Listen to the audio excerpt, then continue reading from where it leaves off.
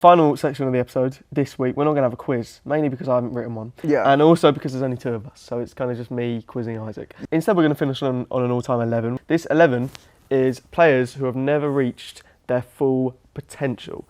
Now, some positions are a little bit tricky. Defence. The defence is absolutely Let's get them out of the way, though. Can I say, I'm going 3 at the back. Okay, that's fine. We can work around that. I can't name 3. I know you've got one I don't have, and I've got one you don't have. Let's start with goalkeeper. Have you got anyone in mind? Jack Butland. Yeah, I think he was. There was a point in time where it was just like expected that he'd replace Joe Hart as England's number 1. Yeah. And then everything after that injury in the game against Germany, we won 3-2. Right. In Berlin. Everything after that, he never got a kick again for England. You know, Stoke went down. And when Stoke went down, you thought, oh, okay, he'll get a good... And he never got that good move. No. If you told Man United fans in 2016, Jack Butland will play for your club at some point, they'd be over the moon. Yeah. But he's the De Gea replacement. But in this context, maybe not the best. No. He just didn't fulfil that. I mean, injuries really plagued him, so, yeah. I'm happy to go with Jack Butland, mainly because I was just struggling. Who was your goalkeeper? Yeah, I didn't have one. Didn't have one. So, I think I think we should just go through defenders at this point. And my main defender that I don't think you have is Phil Jones. Oh my God. Phil Jones, back in the day. That's a great one. Phil Jones back in the day when he burst on the scene for Manchester United. Yeah. Phil Jones was touted as, when they look at future England 11s who's going to win the World Cup or who's going to be in the England's World Cup squad. Phil Jones was on that list, every single one of those lists. I remember in 2014, I think it was on AFTV, they were interviewing Adam McCullough and he went, Phil Jones, future England captain. Yeah, I think by 2014 that ship had sailed. Yeah, I know, which is why the Arsenal fans were laughing at him. Yeah. But yeah, he had a lot of talent. I mean, Sir Alex had said so much about his talent, how capable he is as a footballer, and it just never really worked out. So I'm very happy to go Phil Jones. I think that's an excellent I've got, as well, the one that you know I have, Micah Richards as well, in our back 3. Right. So here's obviously another player who burst onto the scene with England and Man City, playing for them really young, won the league, won the FA Cup with Man City, and then after that he just doesn't really stay. No. He goes to Fiorentina on loan. I think Zabaleta comes into Man City. He didn't. He famously didn't start the game on as well because Zabaleta obviously scored. Yeah. But Mike Richards went to Fiorentina on loan, and he went to Villa, and then he stayed at Villa a few times, got a ton of injuries, and just retired at pretty much 30. Very early. He retired extremely young. Yeah. And he retired when they were still in the Championship before they got back up. And yeah, you just felt like with the way his career started at Man City, that he could have, carried on. Really pushed on. I think another player that I want to mention, I think Micah Richards is our pick for like that kind of right-sided defending role. But I think Nathaniel Klein was also quite a big. That's who I had on my list. But the potential, I think, of Richards compared to Klein, I think Richards had a higher potential. He got called up for England. Yes. It's rare that you start for England at a young age, and he did. Yeah. And my final pick in defence, you do not have this, and you're going to kick yourself for not remembering this player. They still play. They played for Arsenal. They went on loan to Real Betis. They got released at the start of the season. It's Hector Bellerin. Okay. I think he was young player of the. Not young player. He was nominated for young player of the year. He was he had an amazing season in 15-16 when he was 22. Everything was set for him to be like Arsenal's right back for the next 10 years. And then he got an injury at the start of 16-17, and he came back a vegan, slower, different hairstyle, and he just wasn't the same player. I don't think being vegan was again. I don't know why, really but I now believe, because of Hector Bellerin, I am of the firm belief that if you go vegan, you will lose your pace. Yeah. And I'm just going to use Hector Bellerin as proof, because he was never. I remember him in 2015. The man was rapid. Then everything after that, I was just like, oh my God, he can't run anymore. If you want to be a pro footballer, get your main sources of once protein. he lost his pace, I realised a lot of his ability was relying on that. But still, he had an amazing season in 15-16 and just never... it's rare that you'll say this, but his prime was at the age of 22. Yep. Yeah, no, Hector Bellerin, I think, has to be in there. So we've got Jack Butland. We've got kind of two right-sided defenders. We've got two right backs. We're going to go centre back, but we just had to get them in. Yeah, Hector Bellerin, Micah Richards, Phil Jones. I think that's fair. I'm happy with that. Okay, now, I'm going to be honest. I have 5 midfielders and 2 strikers. Okay. I'm going 3-5-2. Okay. All right. Well, I think we should start with kind of 3 central players Okay. that we want to get in there. Funny enough, I do have 3 central players. Yeah, so do I.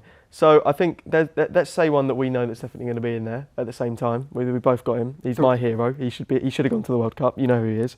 Come on, you know who he is.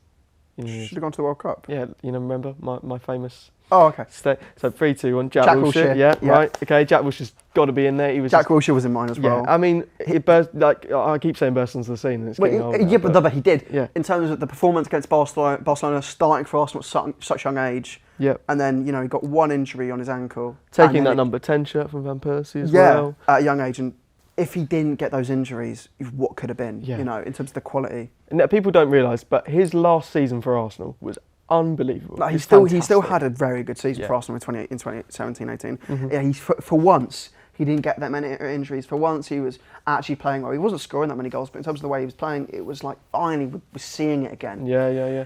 And if only Unai Emery wasn't our next manager and he had a place in that team, what could have been maybe. But Jack Wilshere's got to be in there. My other midfielder, because this is a European field, we're not just going Premier League. Yeah. Right.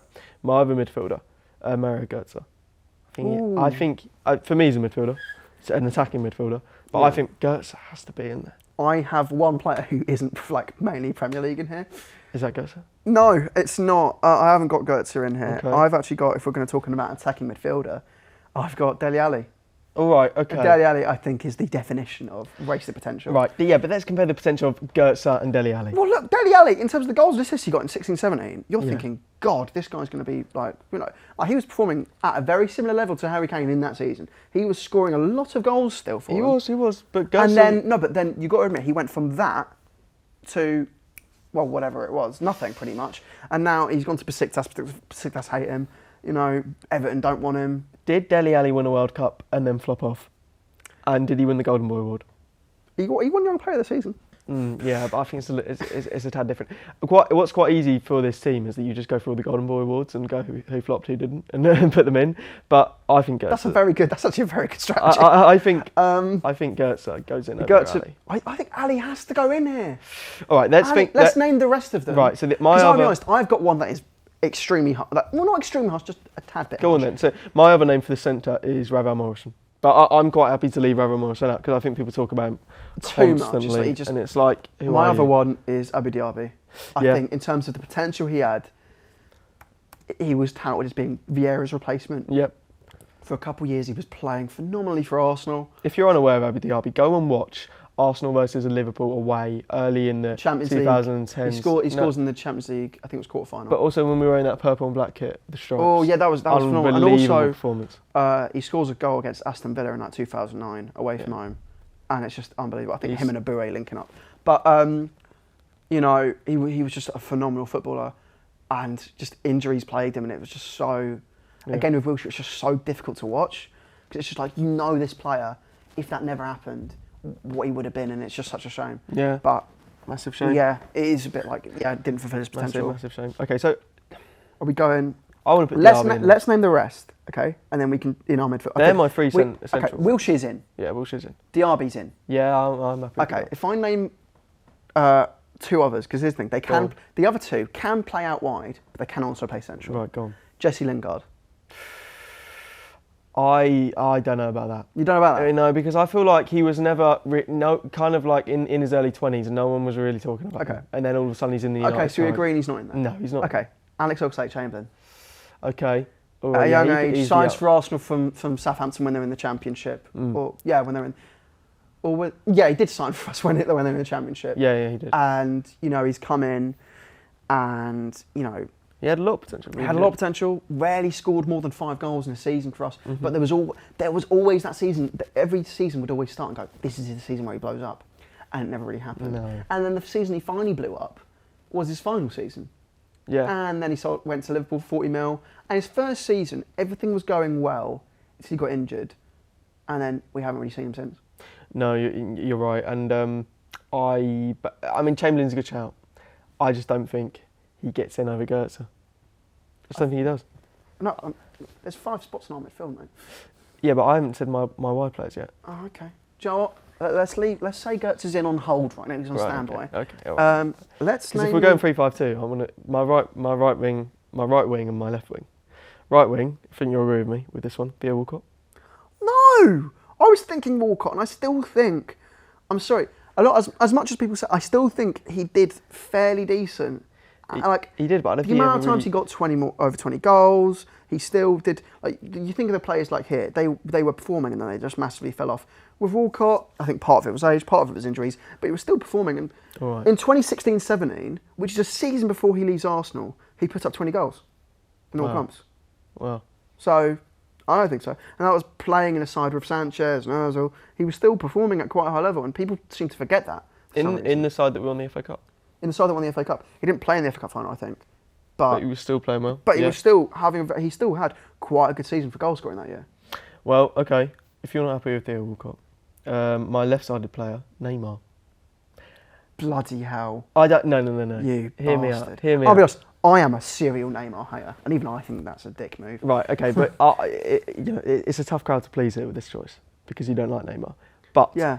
Neymar, if he's not in the generation of Messi and Ronaldo, Wins Ballon d'Ors. And he never got that. And he went to PSG to kind of like do write it. his own history, and he never really got to. And never did it. And by the time you're thinking, oh god, he's petering out, Messi joins. Exactly. And as much as you don't like him personally, you know, on that level, he's a phenomenal player. He's a phenomenal footballer. The ability has always been there. Yeah. Yeah. I think Neymar's is a great shout for left. I don't. Yeah, but He never reached his potential. I feel like he did. I don't think he did. You know, he's been in the top 3 in the Ballon d'Or. He's won the Champions League. I don't think that's. I think he was in the treble-winning side. He's in one of the most iconic. He's part of probably one of the most iconic front three of all time. If Rivaldo wins the Ballon d'Or, Neymar should win the Ballon d'Or. Yeah. I don't. You know how has he not? How has he not got there? Well, it's just unfortunate. There's so many players. Kaka won the Ballon d'Or, didn't he? He was the last player to do it. Exactly. No, but he was the last player to do it before Messi and Ronaldo. So if Kaka wins the Ballon d'Or and Neymar never does, that doesn't sound right to me. And for me, that's why he didn't fulfil his potential. If you don't want him in there, I don't want him in there because I feel that's redefining fulfilled potential. Right. Okay. You know, oh, he didn't win the Ballon d'Or. Boo bloody who? You won the Champions League. You still played at the top level. You still played in the top competition in world football year after year after year. Sure, you didn't win the World Cup, but whose fault's that? You know. Yeah. Okay. All right. You know, boo hoo. You still won a league title. You still played with the likes of Lionel Messi. You still performed, and even though he did have injuries, he was still scoring quite a lot of goals. I think he's a top performing talent. I think here we go. If you want Dele Alli in there, I think Dele Alli does go in. I think we can have Götze on the left. I think Dele Alli can go on. I mean, Dele Alli. Dele Alli can't go on the left. Okay, fine. Götze in off the left. Right. And then who's on the right? Oh, I just had a thought. No. Should we go for our strikers and then try and work it out? Yeah. Okay, I've got 2 strikers. I've got one. Balotelli. Balotelli is not one of mine. Right. Okay. I have 2. One played for Arsenal. Mm-hmm. One played for Inter Milan. The Arsenal one is Eduardo, the Croatian, Brazilian, whatever you want to call him. Obviously, performing great for an Arsenal side in 2008, snaps his leg, and we never hear of him again. Goes to Shakhtar Donetsk. Yes, yeah. You know, he could have been a top talent in the Premier League, performing at the top level. He could have been. In the best league in the world. Didn't happen. And the other one is Adriano for Inter Milan. Yeah. You know, it seemed like this guy was like the second coming of R9 for a tiny bit of time, and it just stopped out of nowhere. I think his father died and he went through quite a lot of issues. Yeah.